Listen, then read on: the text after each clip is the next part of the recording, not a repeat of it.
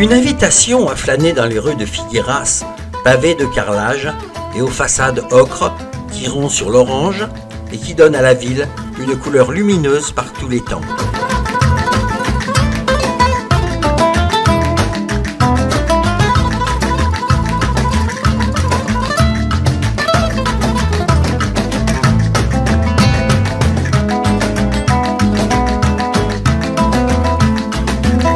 En 1916, le théâtre-cinéma El Jardi a été inauguré.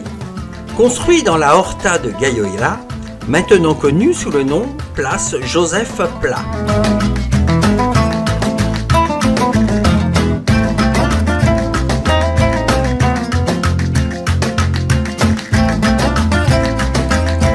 Sur la place Salvador Dali, impossible de louper l'ancien théâtre qui abrite aujourd'hui le musée Dali, le plus visité en Espagne après le Prado.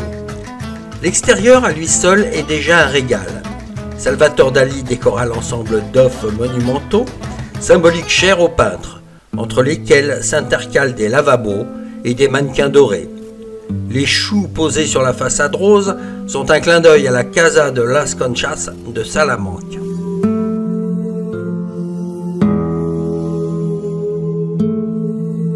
Les restes les plus anciens de l'église de Saint-Père, dont il est fait mention dans les archives dès 1020, un mur orienté au nord et une meurtrière au pied du clocher.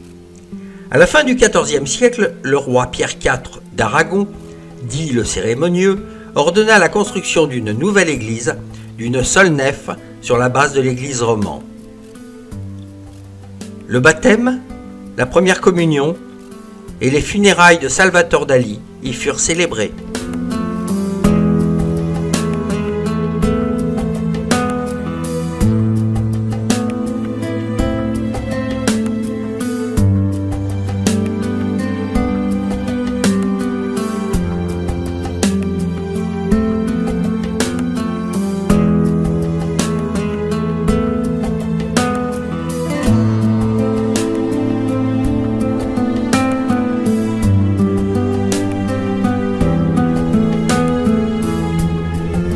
Perché sur une colline, le château de Saint-Ferrand est le gardien silencieux de Figueras et des villages alentours.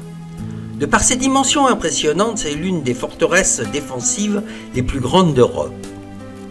Édifiée à partir de 1753 par le commandant du génie militaire Juan Martín Zermelo, elle renfermait au XVIIIe et XIXe siècle jusqu'à 4000 hommes.